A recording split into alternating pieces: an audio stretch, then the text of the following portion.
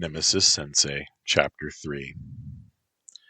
Craftsmen found no signs of observation, no detected traps, no explosives or tripwires. Still, craftsmen advanced slowly. She needed help. Masks don't turn masks into the police unless they're caught in the act, and masks helped masks in distress. Those were the rules every mask agreed to. "Can you hear me?" Craftsman asked. The woman stirred a little, but didn't respond. "I'm going to put hands on you to see if you need medical attention," he announced, kneeling beside her. No apparent bleeding, no burns, no disfigurations from broken bones.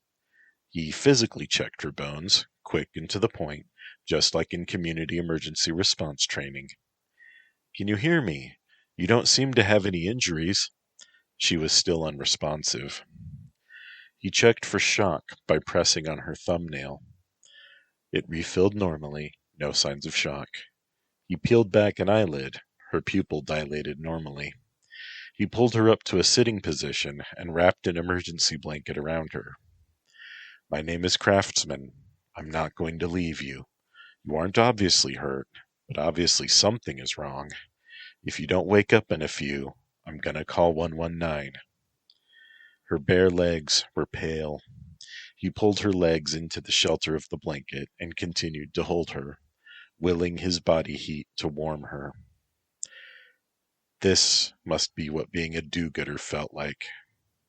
"Stay with me. I won't leave you," he kept murmuring.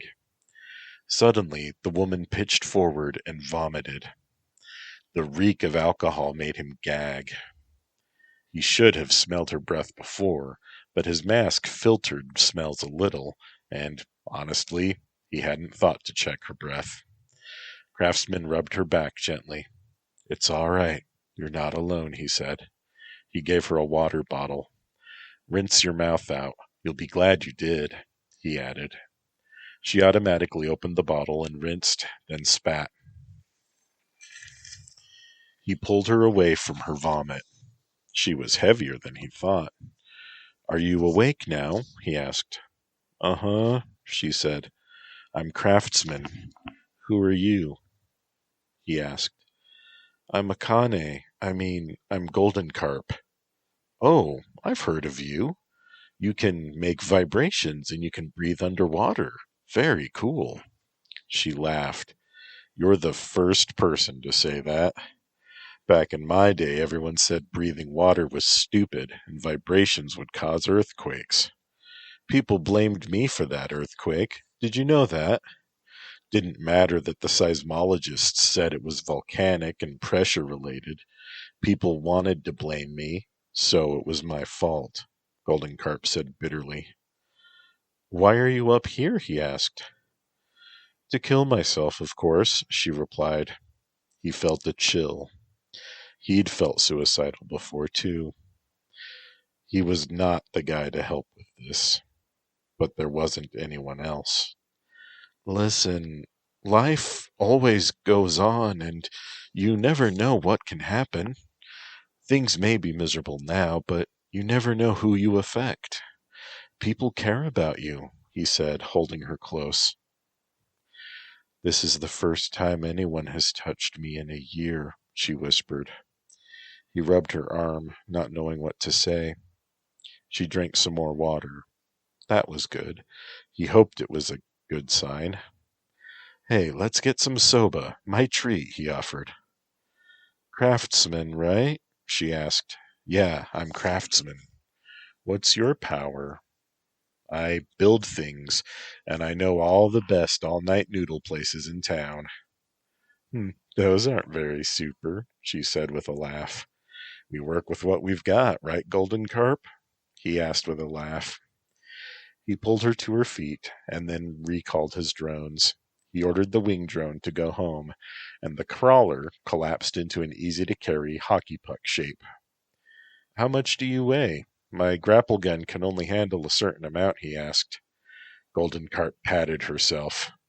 "I don't know. I haven't been checking my weight or eating much lately. Certainly haven't been exercising," she confessed. Well, let's try it, he offered. They grappled down without any problems. His grapnel collapsed itself and reeled itself in. I take it back. Your gadgets are pretty cool, Golden Carp said. Her costume was basically a leotard with some fins and leather scales for armor. Thanks. Want to get ramen instead of soba? He asked. If you're buying, you're choosing, she said. He decided to splurge and instead took her to Superburger. She got excited. Oh, I know the owner, Golden Carp said. Yeah? Craftsman asked. Yep. She started this place when she retired. She was the first Tengu woman. Cool. As they ate, the middle-aged woman told her story. She seemed to need to. See, I still have my trust fund and my allowance, and my big brother took over the family business, so I'm taken care of, but I have nothing to do.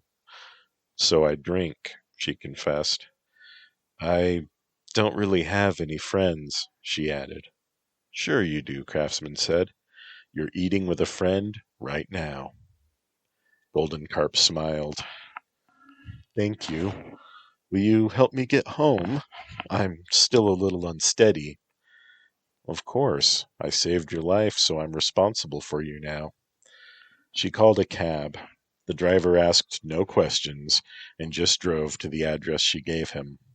It was an upscale house. Do you live here alone? He asked. Yeah, I have a housekeeper and a driver, but they go home at night and the driver is sort of on call anyway. She put her hand on his thigh and gave it a squeeze. He felt uncertain, but then he also felt his body respond. Someone likes us, his penis said. Should we go to phase 2? No, he thought. Abort, abort. Help me inside, please, she asked. I know what she means. Beginning phase 2, Penis said. Damn it! He followed Golden Carp to her house. Gonna have a good time tonight, Penis sang. She unlocked the door with her key card, and she led him inside. You can have a beer, and I'll go wash up, she said, bumping her hip against him. Gonna have a good time tonight, Penis sang. Craftsman looked around at all the expensive stuff. He took off his helmet and clipped the strap to his belt. He found the fridge. Even her beer was fancy. Should I be here? Should I drink her beer? What if this is an elaborate trap? He mused aloud. He shook his head. We rescued her, and she likes us, and we are going to have a good time, his penis insisted. Quiet, you. His instincts did warn him about a trap, but then he relaxed. There wasn't any real reason for that. He put his helmet back on, and he scanned anyway to be sure. There were electronics everywhere. There was no way to be sure if any of those signals would lead to traps, but there were no nasty chemicals detected by his sniffer, except for the usual bleach and ammonia under the sink. He opened up the beer, and a woman came out, wearing a black silk bathrobe and a smile. He took his helmet off again and pulled his mask down to reveal his face. Akane? She chuckled softly. You remembered. He nodded. I'm Shinichi. She nodded. Come sit down, Shinichi. Let's talk. She gestured to a very cushy sofa. He drank some beer and sat on the sofa. Oh, I forgot to take off my boots, he exclaimed, feeling very embarrassed. She hushed him and knelt down to take off his boots for him. It was a very interesting view. She carried his boots to the door and set them down. So, do you still feel sick? Shin asked as she came back. No, I took some very good medicine, she explained. You look much better. Thank you. I'm so embarrassed, but a girl likes to be taken care of from time to time. She smiled, and she sat down a coaster for his beer from a compartment that he hadn't noticed before. She sat on his lap and put an arm around him. You took good care of me, so I want to take good care of you. There is an enticing view of bare shoulder presented. Oh, she had a tattoo.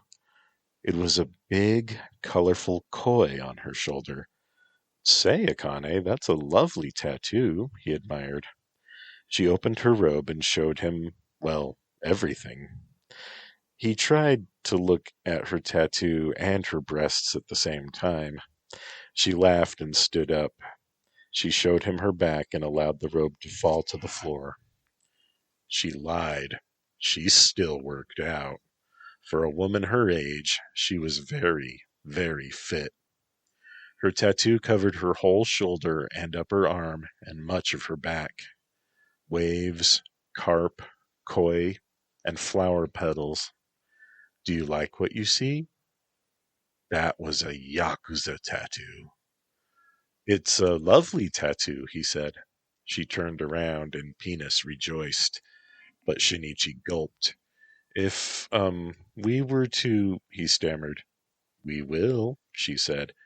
Your family won't hurt me, will they? Akane bent over, laughing. Oh, I'm sorry, Shin. I told you the truth. My family doesn't give a damn what I do as long as I stay out of the way. She sat on his lap again. We were getting better acquainted, as I recall, she said. He took her into his arms. Live dangerously. Fade out. Akane was dozing beside Shinichi in her giant bed. He took out his contact lenses and looked at her. She was old enough to be his mother. How many other young masks had she seduced? He looked at his discarded gear and uniform on the floor. Was this a one-night stand? How could he have a real relationship with her? And what about Mizuki? I like her. Let's keep her, Penis said. You always say that, Shin argued. What do you want from me? I'm just your penis. Shin sighed. He eventually fell asleep, cuddling a middle-aged Yakuza mask. Life is weird. When he woke up, Akane was still asleep. He decided to give her a kiss. This morning after stuff was unfamiliar territory for him these days. She smiled and kissed him with her eyes still closed. He could get used to this. Her eyes opened slowly, and her smile vanished slowly. Who the hell are you? She asked, standing and not bothering to cover her nakedness. I'm Shinichi. I saved your life last night, he replied, feeling very worried. I don't know you, she screamed.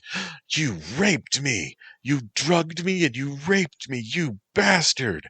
No, no, he shouted, and backing away with his hands up to protect himself. You were drunk and depressed, and you passed out before you could jump off of the building. I woke you up. We ate at Superburger, and I took you home, and you invited me in, and we had very consensual, very pleasant sex, and you slept in my arms.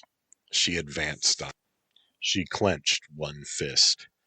Please don't hurt me. I don't have my contacts in, so I can't just leave. I am also naked, he said, backed into the wall. Akane, we had a connection last night. I've been suicidal too. But she punched him in the chest, and her fist was humming and vibrating, and everything went dark. When Shin came back to the world, he heard a dripping sound. He looked around. He was still naked. And he was tied to a chair, a very cushy chair with padded armrests. The rope holding him bound was very soft, and it was red. Uh-oh. He'd seen movies with red rope just like this. Akane, I'm ready to leave now. I promise to never bother you again, he called out hopefully. Golden Carp appeared. very quietly. She stared at him without a word. Oh, hello, Golden Carp. You're a very beautiful woman. Can you let me go? Shin asked. Yes, I can let you go, she replied. Oh, thank you. You're a good person, he said, smiling. Hiroi could talk his way out of stuff, and now Shinichi guessed he could too. Oh, you misunderstand, Golden Carp said. I can let you go. I won't. Her voice got hard. Listen, we had a good time last night, remember? You saw my tattoo.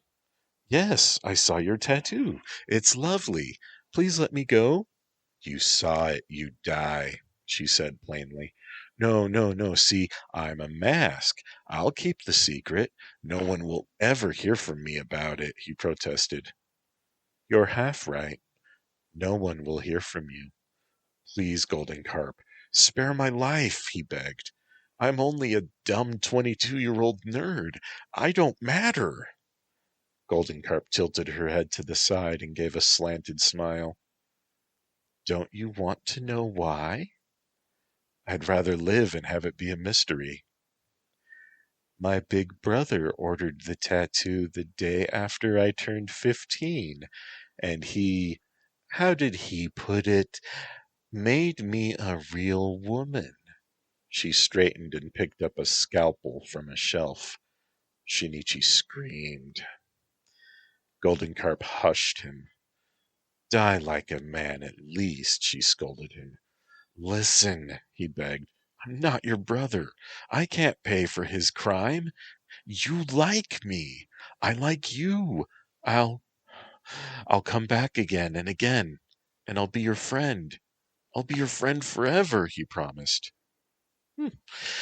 You are the first to make that promise. Oh, how many men has she killed? I mean it, Golden Carp. I'll visit you and make gifts for you and be your friend. We can make love anytime you want. I'll do anything you want. She set down the scalpel. Anything? She asked. He nodded. I just ask that you don't make me act like a dog, he admitted. I won't do that. But you may not like what I have in mind, she murmured. Akane, friends do things for each other. I'll do it. Golden Carp smiled and pulled her mask off. You and me, Shin? We're going back in time, then. We'll make things right. He nodded. Akane held her hands over the ropes holding his arms, and she vibrated them. The ropes fell loose. She did the same to his legs.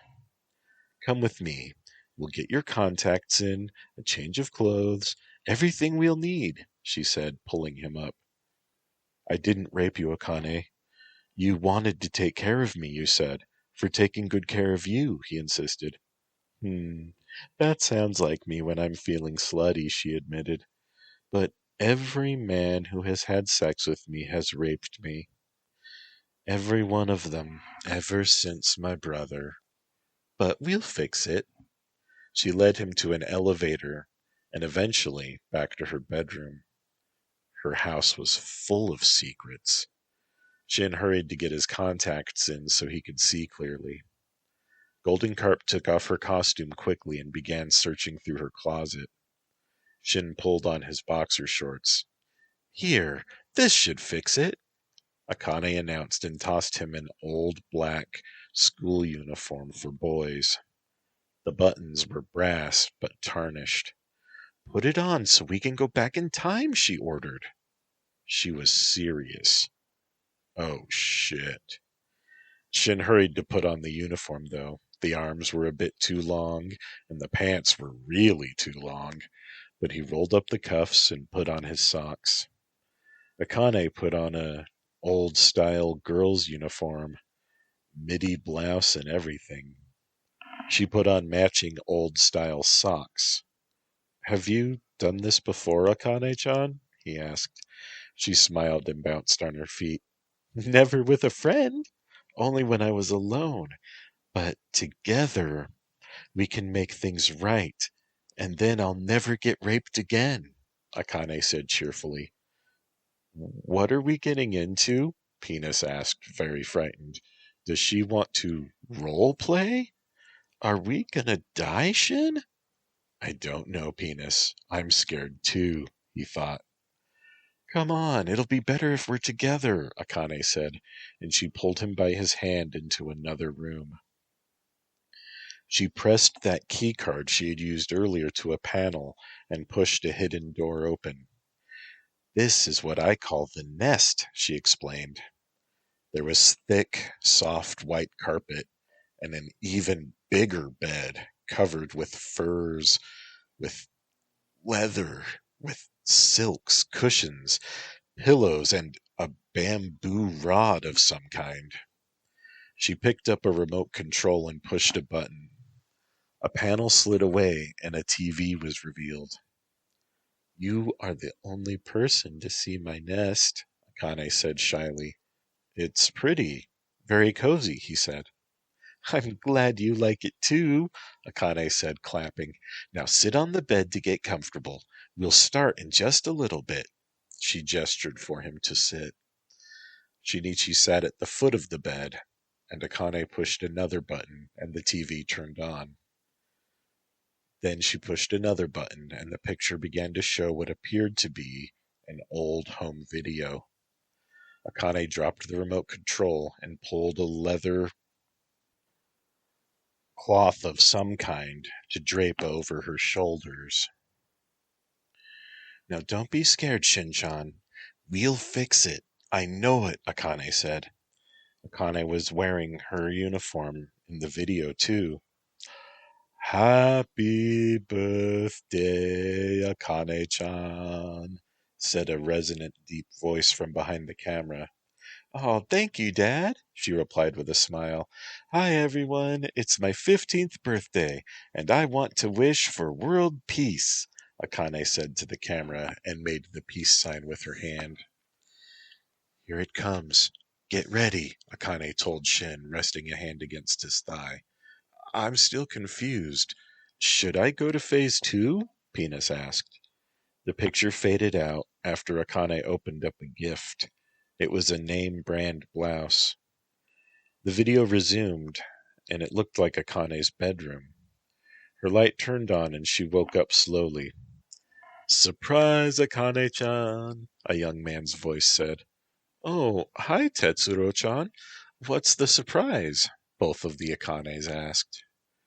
Tetsuro set the camera down, and he made sure the handheld camera was arranged properly. Dear little sister, tonight I'm going to make you a real woman. At this point, Akane turned Shin's face away from the screen to look at her. Okay, Shin, this is where we make it right, she said. He nodded. Make love to me, Shin. Make me a real woman with love and tenderness instead of with rushed animal lust like Tetsuro wants to do. Phase 2, he told his penis. Inside, Shin wanted to cry. Okay, Akane-chan. This is how it's done. I love you, Shinichi said. He kissed her tenderly and lay her down on the bed there in her nest, her safe place. He made her a real woman. She cried, but she kept insisting to him that it was okay, that it was good. And Shin cried too. He wasn't built for this sort of thing. But his penis sang and sang. All of his past with girls with brother complexes had not prepared him for this, which defied his logic. She didn't call him Shin. She called him Big Brother. There in the height of passion. He kind of expected that, though. And as they lay with him atop her, she wiped away her tears and smiled with satisfaction. I think we did it, Shin. I'm a real woman, but the right way now. She pulled him into a kiss. Thank you, she added. I'm your friend, Shin said. I'm a true friend. I love you. Oh, I love you too, dear Shin-chan. We'll be friends forever, just like in books. I'll even let you date other girls, I love you so much, she said archly. Well, that's good, because I'm your friend, not your boyfriend, Shin replied. Akane giggled. Oh, you make me feel young, Shinichi. You're the best. She kissed him again. Fade out. At home, safe and reasonably sound, and several thousand yen richer, Shinichi still felt very weird. He decided he couldn't tell anybody about that. He just could not bring himself to tell even Hiroi, his best friend, about what had happened. Nobody could possibly understand. He had come too close to death. But it was a net positive. He had done good, he told himself. He saved Akane's life, maybe twice. And maybe now she wouldn't kill anybody else, since she had done things to repair and heal her trauma. Shit, he hoped so. He was no doctor. Hanako, he said. I'm ready, Shinichi. Journal begins. And he told Hanako everything, even admitting his unmanly tears. He had showered with Akane afterward. She loved scrubbing his back, she said. It was wholesome, she said. Friends scrub each other's backs all the time. She had forced that money into his pocket before he left. Akane. He didn't know what he would do about her. He wouldn't hide Mizuki if she ended up dating him. He sensed that hiding Mizuki would make Akane jealous. If, that is. If. He would try to find out tomorrow. He had found that there was a voicemail on his phone from the bookstore confirming the arrival of the book. Shin hoped the book was good. If not, he could always donate it or give it to Hiroi. I hope I'm making you proud, Mom, he said to nowhere. I'm good to the women in my life, just like you taught me. Well, I don't think you had this in mind, but I'm doing my best. I'm ready, Shinichi. Hanako, go into sleep mode, Shin said with a smile. The day that Shinichi stared death in the face was a day when Megumi, Seijiro, and Momojisa had swimming practice. Coach Goro had his pupils practice the butterfly stroke after their warm-up laps. It was an Olympic-rated pool, and it was Goro's pride and joy. All of his lifeguards were also assistant coaches, and he was very proud of Megumi. For such a stocky girl, she could get going fast in the water. Seijiro was his fastest male swimmer. He was like an otter or an eel. There in the pool, Megumi was thinking about Hiroi, as often she was, and he had been correct that last night. She had been feeling cocky, and Hiroi's words had wounded her pride. She had not been properly cautious, and she didn't take care to keep her balance. She had overextended every attack. That was why she had lost. And then there was the bonus lesson. Don't let taunts get under your skin. Megumi worked hard at practice. Momo was getting better. Not that she was bad, but she had a renewed dedication to self-improvement and strengthening her body. Surprise Peach was going to really make some heads turn.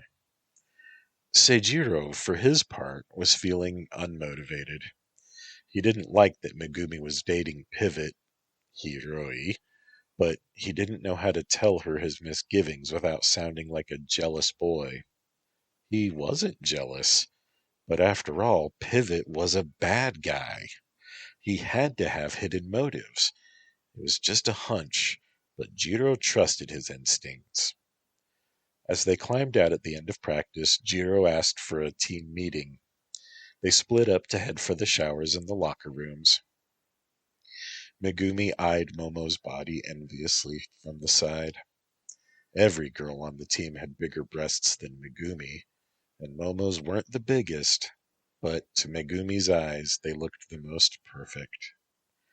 Closing her eyes, she remembered Hiroi saying how much he liked her muscles, and the feeling of her muscles in his arms. She didn't have a feminine body, but Hiroi liked her, and that was all that mattered. He did not like Momo. The Moon Goddess warriors still hadn't picked a new name. After swimming practice, they met at Superburger to talk.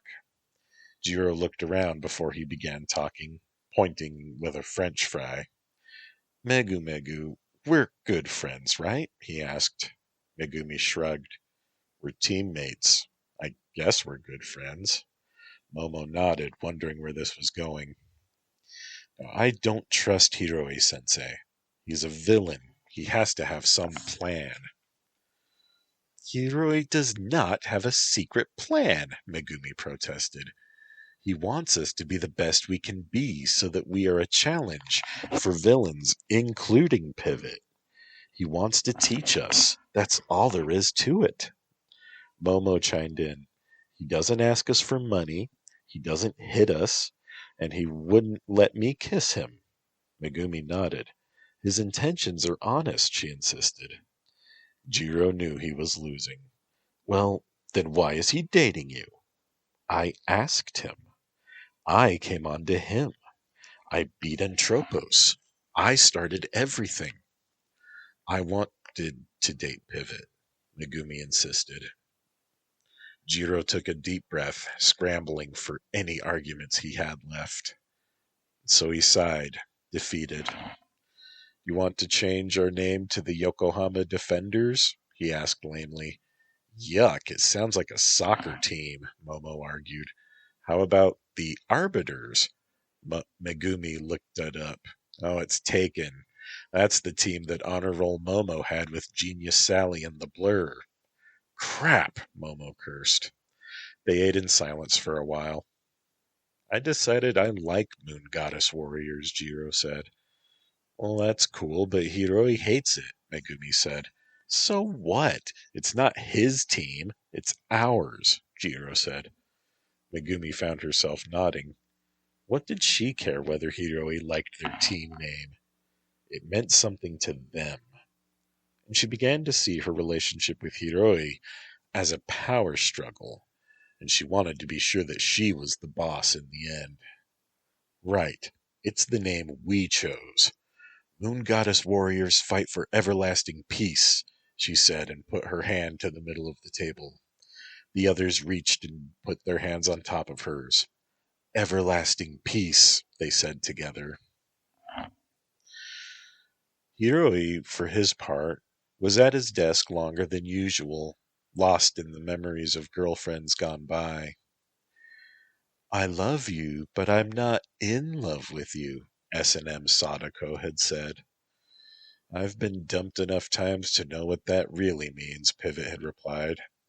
S&M Sadako was annoyed by this. And what's that, Pivot?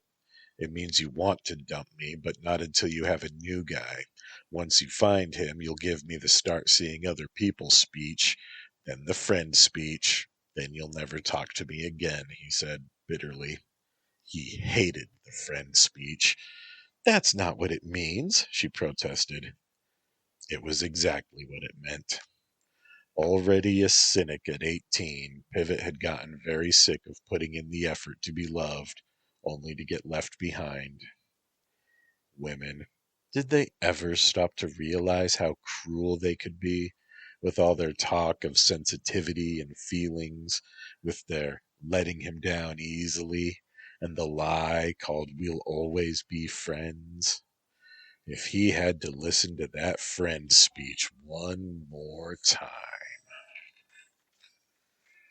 But Megumi was different, wasn't she? He was her first. Once they had hashed things out and settled on some rules, why, everything would go smooth. He did not even believe it as he said it to himself. She would leave him like everyone else did. Matsui-san, are you ready to finish for the day? Asked Yamada-san, who was ostensibly his supervisor. Yes, Yamada-san, thank you, Hiroi replied. He saved his work and logged off. Yamada followed him to the elevator. It was down to you and me. I've never seen you work so long, Yamada said. No, I wasn't concentrating. It took me longer than usual, Hiroi confessed with a small bow of apology. Hey, how about we go to a bar and talk about it? It was an understood rule that anything said to your supervisor while drinking was not held against you. It allowed for the venting of pressure and the airing of grievances. Hiroi smiled and shook his head. It's just girl trouble, Chief. I'll be good tomorrow. Yamada gave a short laugh. I know how it is. I call my wife the Minister of Finance because she's always on my back about money. They parted ways, Yamada to his car, Hiroi to the train station. King Moho, I guess you're my patron now. Will Megumi and me stick together? Moho spoke in his belly. Nobody knows the future. You just take good care of your wahine and don't try too hard to control things. Learn how to accept Blala. You'll be much happier if you stop fighting what cannot be beaten. Thanks, Moho. Anytime. Next time, we'll get some Korean barbecue, maybe? You got it. Hiroi looked out the window at his city passing by in the night. The city keeps on going. The troubles of a mask and his search for love and meaning don't amount to a bowl of rice in this world. His strength and power gave him no control over the world. That Greek fellow said that with a big enough lever he could move the earth. Was it Pericles? What did it matter? Pivot couldn't change or move so much as his mother's affections. That really weighed on him. Mothers are supposed to love their sons.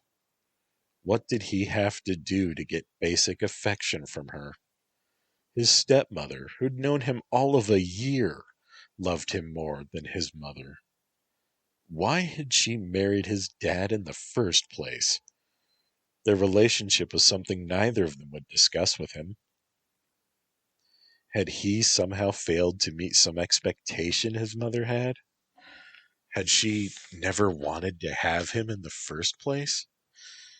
He couldn't talk to his mother about this. He was terrified to learn the truth, certain that if he'd been a mistake, Akane Matsui was cold enough to tell him so. When you got right down to it, did his mother owe him anything? Was he entitled to love? He walked from the station to his apartment. Was there anyone he could talk to about these feelings? Shin's mom was long gone. Megumi's was still basically a stranger, and Ukyo, she was his stepmother. She certainly didn't owe him anything, and it didn't feel fair to burden her with his mommy issues and his abandonment anxiety. Megumi was too young to weigh in or to be weighed down with his crap, and besides, she might lose respect for him. His strength was what attracted her. His dad and Ukyo were watching pro wrestling when Hiroi walked home. He took off his work shoes and slipped on his house shoes.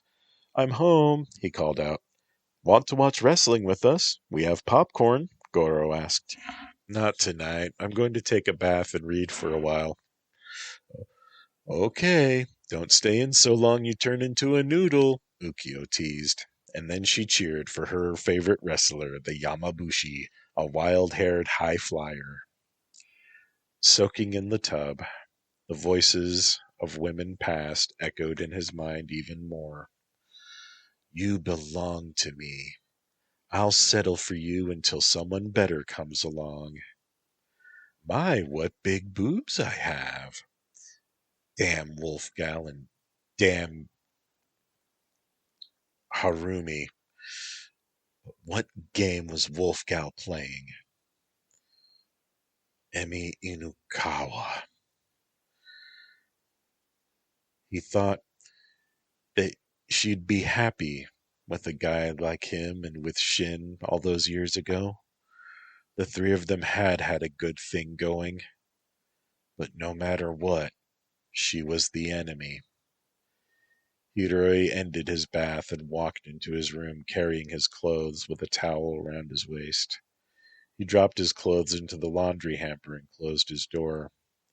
He turned on the light, saw the beach poster now had a cabin or a cabana featured on it, saw Wolfgal naked on his bed, saw his small bookshelf. Emmy was naked but for her mask, lying on her side and looking at him with a lazy smile. She had more freckles than he remembered, and her curly hair was fanning out behind her head. I always wondered, are you part Brazilian? Wolfgal nodded and then stretched. Your second question is answered thusly.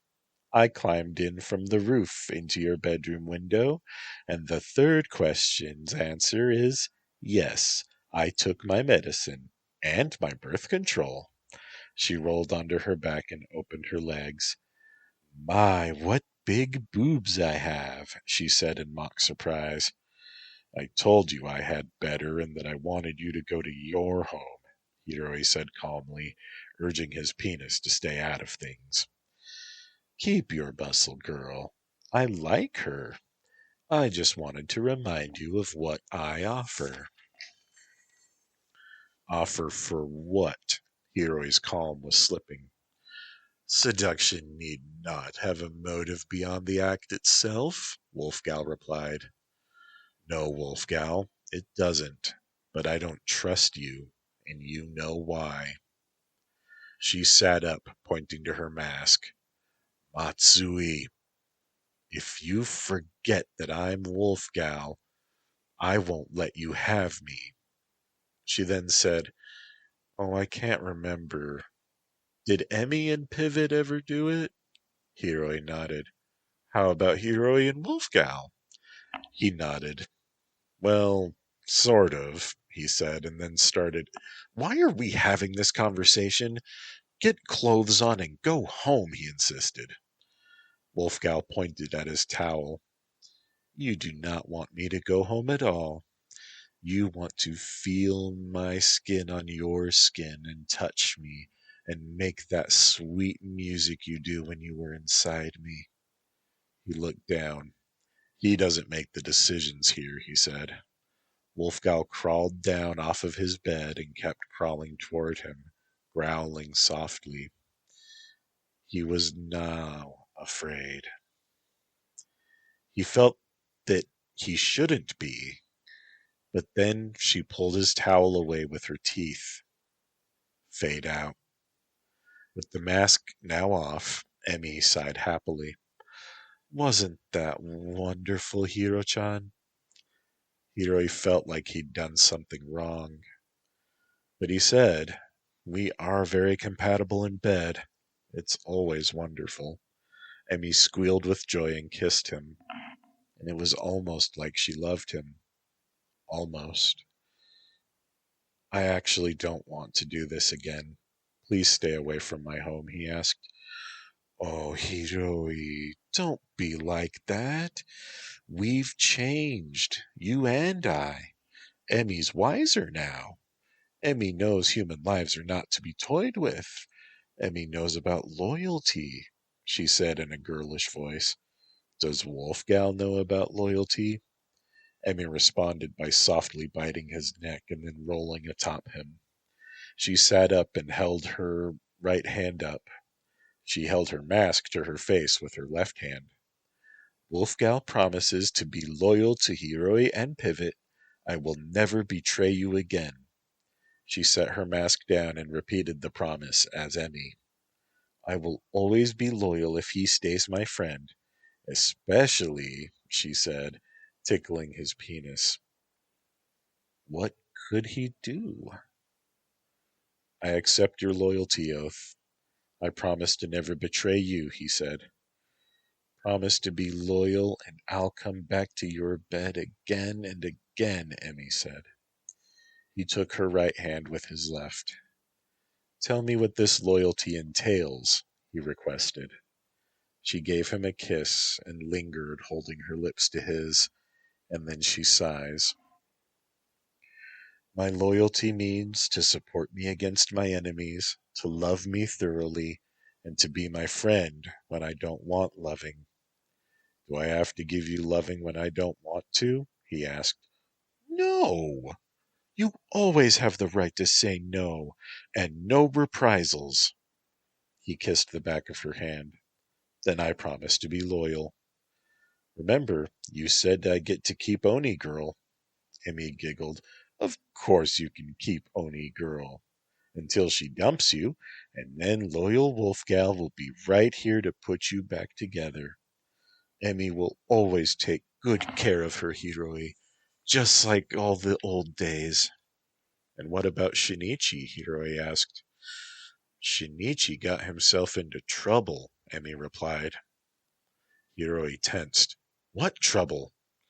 Family trouble that starts with a Y, if my sources are correct, Emmy said, concerned. Yakuza? Iron Tiger's little sister Golden Carp was seen with Craftsman at Superburger. They were discussing very personal matters. Iron Tiger? You mean Iron Oyaji? Golden Carp?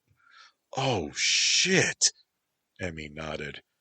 Golden Carp is even crazier than you, Hiroi said. Emmy frowned. At least I take my medicine when you remind me, she pouted. Yes, you do, he said. He had to be fair.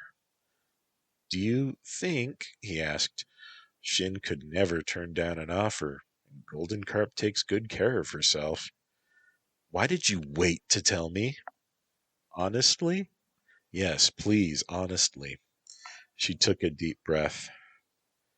I wanted to know if you still loved me, she admitted, and then she looked around. Where's the bolt of lightning? Where's the music? Emmy, I'm not the kind of guy who stops loving women. They all live in my heart and in my memories. When I'm not looking at porn, I masturbate to you, he said sadly, thinking of all the past heartache, thinking of the scars on his back. You really know how to flatter a girl. Want to go rescue Shin? He let go of her hand and picked up his phone. Shin, you dead? He texted. No, man, I'm home and tinkering, came a quick reply. Shin's safe at home. Now answer my question. Are we going to be the Three Musketeers again? Hiroi demanded. Well, that depends on him. I so enjoyed being both of your girlfriend. I'll ask him tonight. Emmy quickly slid off the bed and pulled on her furry wolfgal panties. Did those get itchy? No, silly. They're hypoallergenic and soft. Here, touch, but not too much. She pulled his hand to touch her panties. They were soft and comfy. She pulled his hand away and finished putting on her wolfgal uniform. She demanded a goodbye kiss. Hiroi obliged, though the fur on her wolf mask tickled his nose. Ah-roo, she whispered. He howled in reply softly, just like he had done in the old days. That's my boy, she said happily, and she slid open his window to climb up to the roof. It wasn't until the breeze chilled his bare chest that he fully realized what had happened. How did she do that? I told her to go. I resisted her. But now she'd gotten a loyalty oath out of me. Man, I suck at resisting seduction. How was I able to keep my hands off of Foxfire? And then it hit him. Foxfire had dumped him repeatedly, and Wolfgal, despite her betrayal, had never actually dumped him. She turned coat and then vanished. Why was it that her betrayal was easier to forgive? Was it because she told him she had taken her medicine and taken the time to seduce him? What was her plan? And who was after her now? Well, Foxfire, for one. Shit. Would she force him to take her side against Foxfire? Integrity demanded that he tell Harumi what had happened. So he texted her. Wolfgal stopped by and seduced me. She's going to seduce Shin, too. Expect her to attack you someday. She might ask us to get involved. Harumi called him instead of responding with text. He held the phone away from his ear after pushing the answer button. He waited until she was done screaming. I'm going to need you to repeat that, softly, he said. Never tell a toxic person that they aren't being calm. What do you mean, Wolf Bitch might ask you to get involved? Are you saying you'd take her side against me? Harumi asked tensely. Harumi, you don't even know how many times you've dumped me. Why should I be loyal to you? You threatened to burn down my home, he said quite reasonably. 11. I know you better than anybody, and I was drunk, so you shouldn't hold it against me. 9. You don't care about me enough to know me, and of course I can hold it against you. Plus, you didn't even seduce me. You just assumed I wanted you. Wolfgal wanted me. Wolf Bitch is using you, and you know it. Yeah, I use you too, but I never actually wounded you. How many scars did she give you two? I didn't count. Liar. 4. Listen, I never lied to you. I always told you when I dumped you. I told you what was going to happen when I took you back. You lie to me constantly. You told me you loved me several times. Love is just something people say, baby. It's not real, Hiroi. Anyway, just think about her and me, and you make the call. A judgment call. Thanks for the warning, though. Think of me when that schoolgirl and wolf bitch ditch you. Harumi ended the call. Damn it, Wolfgal was using him. He texted Megumi. Hey, do you know what love is? Serious question. Well, I'm not sure, she admitted, and then she added, I feel strong loyalty and affection for you. Being with you makes me feel like I'm stronger. I respect you enough to let you have your space. It sounds and feels like love to me. If I'm wrong, I don't want to know what love is. Are you saying that you love me? He asked. Yes, she replied. I want to squeeze you in my arms right now. And he felt his heart lurch reading her message. Oh, I love you too, but you have to know something. She waited. Wolfgal snuck into my bed and she played What Big Boobs I Have. And you fell for it? You're hopeless. Did she hurt you? You're not mad? Not mad at you. Mad at her for using you. Did she hurt you? No, Megumi, she didn't hurt me. She's going to seduce Shin, too, so she can have us both again. Well, that's too damned bad. I will not share you with her. The game store lady with the kid is one thing. Wolfgal is another planet. I'll fight her if I have to. She ain't getting her claws in you again. How is it you managed to text in Hillbilly? I got talents you ain't seen yet. I'm fixin' to tell her stay off you. Call me in the morning. What a weird life. Hiroi fell asleep with a smile on his face. Wolfgal howled at the speaker outside of Shin's apartment. The light turned green. She entered Shinichi's tidy apartment. Aru, where's my Shin-chan? Your clutter was part of your charm, she said despairingly. How did I not change the access to block you? Shin asked, running to the door holding a taser. Wolfgal smiled. There you are. You were waiting for me to come back, and now, baby, here I am, she exulted. Shin tased her. While she was stunned, he bound her wrists together with zip ties and took away her weapons and her utility belt. She grinned fiercely at him. Good boy, Negazawa. Is this foreplay? She asked. No, you crazy bitch. This is an interrogation, Shin hissed. He pulled off her mask. Shin, listen, I'm on my medications. I'm on my birth control, too, she said, drifting away. He pulled the taser prongs out of her arm and retracted the wires. Good for you, he said. Where's Hiroi? He's safe at home.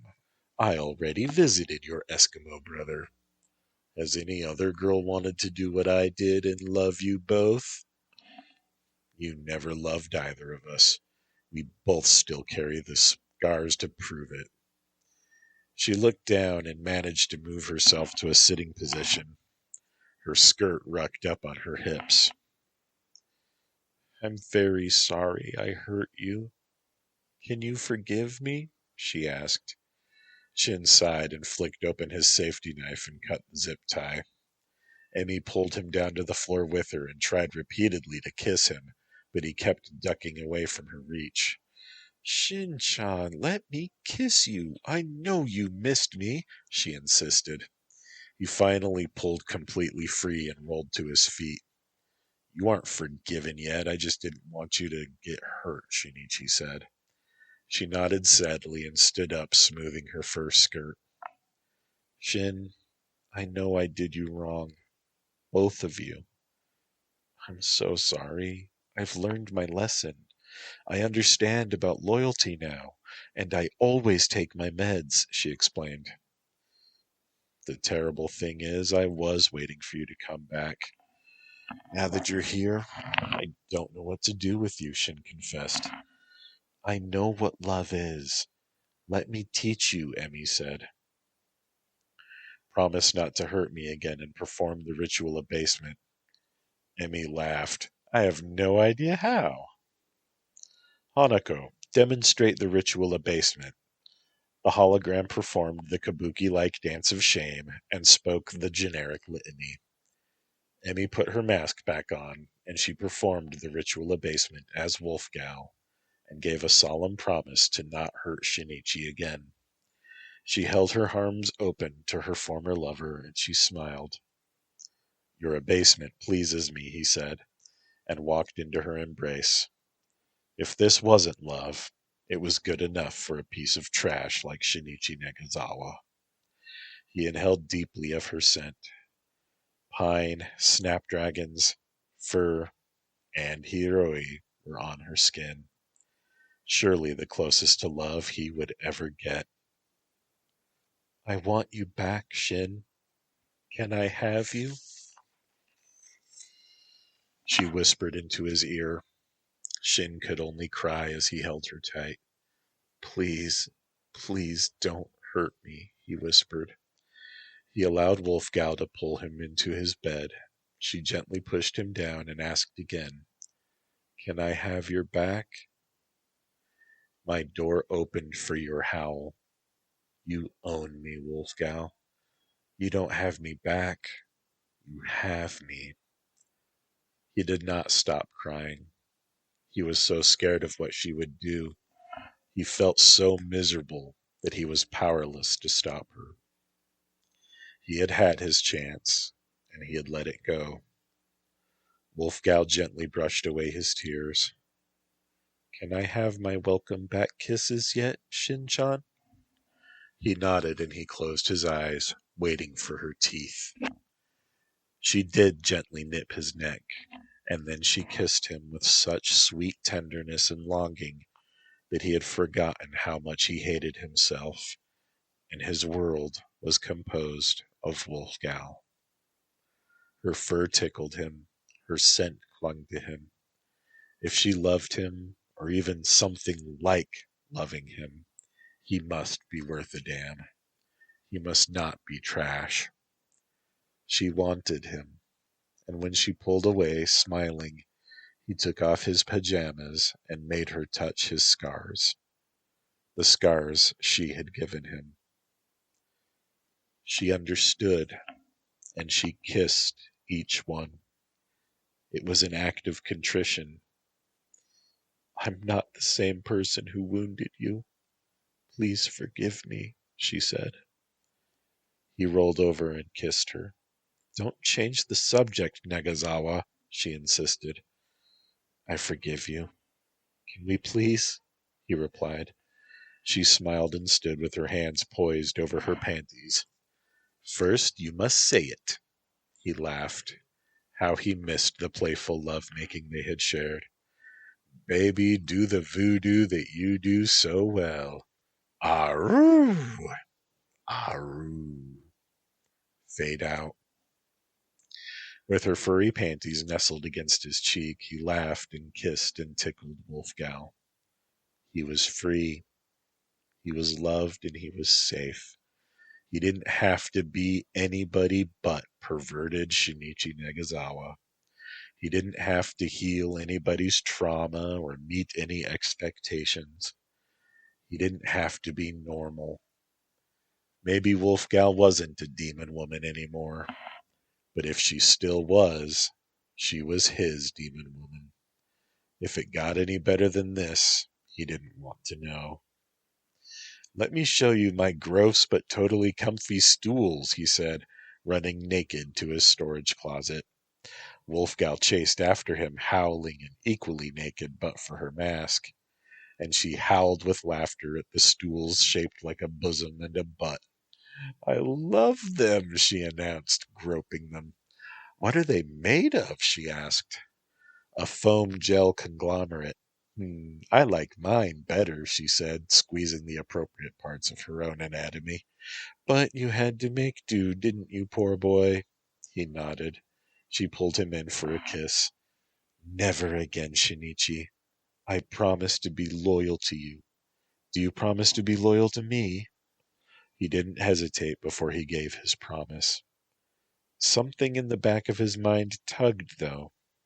He dismissed it, and he turned on the love song mix so that Wolfgal could dance for him in full uniform, just like old times.